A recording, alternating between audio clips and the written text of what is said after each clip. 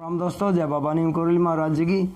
आशा है कि आपके ऊपर भी बाबा नीम करोली जी की कृपा होगी दोस्तों। तो दोस्तों, आज मैं आपको बाबा नीम करोली जी की एक और महिमा का वर्णन करूंगा, जिसमें बाबा नीम करोली जी ने बताया है कि भगवान को अगर हम श्रद्धा से कुछ अर्पण करते हैं, उन्हें कुछ भोग खिलाते हैं, तो क्या वे खाते हैं या नहीं, इसके बारे में बाबा जी ने बताया है। और दोस्तों, अगर आपने चैनल को सब्सक्राइब नहीं किया है तो सब्सक्राइब अवश्य कर लें, ताकि बाबा नीम करोली जी की कृपा आपके ऊपर भी लगातार बरसती रही दोस्तों। तो अब शुरू करता हूं दोस्तों, इसे सुने। बाबा जी की ही उन्होंने ही अपनी एक भक्त के साथ इसे अपने सभी भक्तों के सामने प्रकट किया था अपनी महिमा को। एक दिन इसी प्रकार की लीलाओं के मध्य इलाहाबाद में दादा के घर दर्शनों के लिए आई डॉक्टर राय की पत्नी से बाबा जी पूछ बैठे, तू पूजा भी करती है? उसने स्वाभाविक तौर पर कह दिया, हाँ बाबा। सीधा सा उत्तर था, कोई नई बात ना थी। बहुतों के घर पूजा होती है, परंतु महाराज जी को तो कोई और ही खेल खेलना था। भक्तों को तो कुछ समझने के लिए सो पुनः पूछ बैठे, किसकी पूजा करती है? कृष्ण भगवान की करती हूँ बाबा। कैसे हैं तेरे भगवान, लाकर हमें दिखाएंगी?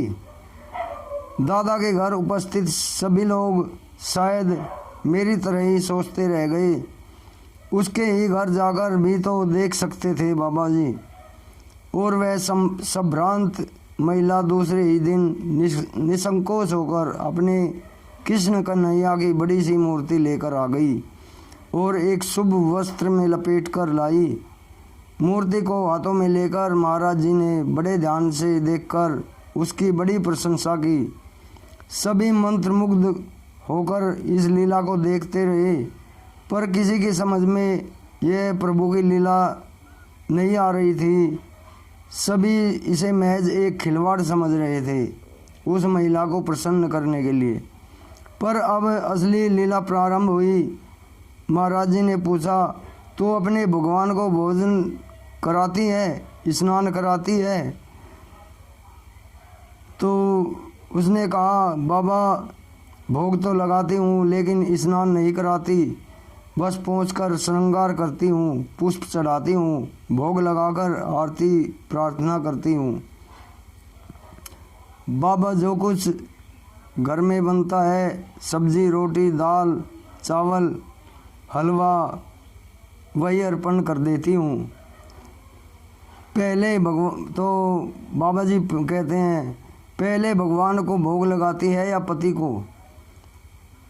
बाबा तो फिर औरत कहती है कि बाबा ये तो सुबह को ही काम पर चले जाते हैं, उन्हें पहले नाश्ता करा देती हूँ, फिर नहा धोकर भगवान का प्रसाद बनाती हूँ और उन्हें भोग लगाती हूँ। इस पर बाबा जी कुछ इधर उधर भक्तों तथा उपस्थित महिलाओं पर दृष्टिपात करते हुए बोले, वाह, ये तो बहुत बड़ी अच्छी बात है। पति की सेवा पहले करनी चाहिए, तब फिर बाद में भगवान की। इसकी इतनी भूमिका तैयार कर महाराज जी इस लीला के असली और अंतिम मोड़ पर आ गए। कुछ झुककर बोले, बता, तेरा भगवान तेरे अर्पण किए गए भोग को खाता है? महिला इस प्रश्न के जवाब के लिए तैयार न थी। वह असमंजस में पड़ गई कि क्या उत्तर दूं। सारा उपस्थित भक्त समाज अब बड़ी उत्सुकता से लीला देखने लग गया। तभी वह महिला बोली, ये तो बाबा मैं नहीं जानती, मैं तो बस इसी भाव से भोग अर्पण करती हूँ कि कन्हैया खाता ही होगा। तब बाबा जी एकदम सीधा होकर बोले और गंभीर स्वर में जोर देकर बोले, हाँ खाता है, भगवान भाव खाता है, तभी तो प्रसाद बनता है। और लीला समाप्त। परंतु इतनी लीला देखकर केवल यह बताने के लिए हुई थी कि प्रेम भाव केवल प्रेम भाव से ही अर्पित की गई कोई सेवा भगवान को स्वीकार्य है। और की मंदिरों में भोजन के पूर्व घरों में भावपूर्ण अर्पित भोग भी प्रसाद बनता है। भगवान की झूठन भावहीन होकर भोग का अर्पण केवल कर्मकांड की रोखी विद्या बनकर रह जाता है। जय बाबा नीम करोली महाराज जी, जय हनुमान जी की। तो दोस्तों, इसमें बाबा नीम करोली जी ने ये बताया है कि अगर हम भाव से अपने भगवान को कुछ अर्पण करते हैं तो वो उसे स्वीकार ज़रूर करते हैं। भगवान भाव के भूखे हैं, वो भाव खाते हैं। तो दोस्तों, आपको ये कैसी लगी बाबा नीम करोली जी की महिमा बताएं और चैनल को सब्सक्राइब करें और वीडियो को आगे भी शेयर करें। दोस्तों, जय बाबा नीम करोली महाराज जी की, जय हनुमान जी की, जय श्री राम।